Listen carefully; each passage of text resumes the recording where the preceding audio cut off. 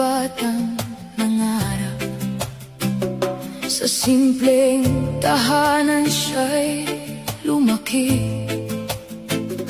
Walang yaman na may pagmamalaki, ngunit pag-asa'y sagana sa kanyang tabi.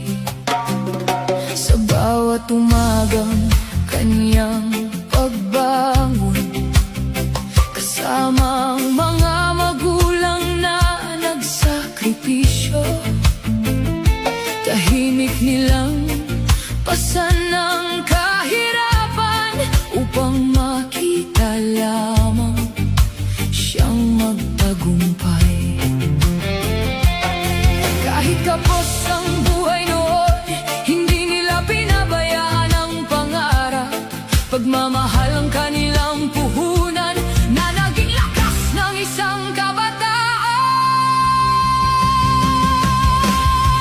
Rene, bituin ng Mindanao, mula sa hirap hanggang tagumpay, pangarap mo'y aming gabay. Mula Calacogon hanggang kalangitan, naririnig pa rin ang iyong pangalan. Hindi ka nawala, hindi ka naglaho, ikaw ay buhay sa puso ng Mindanao.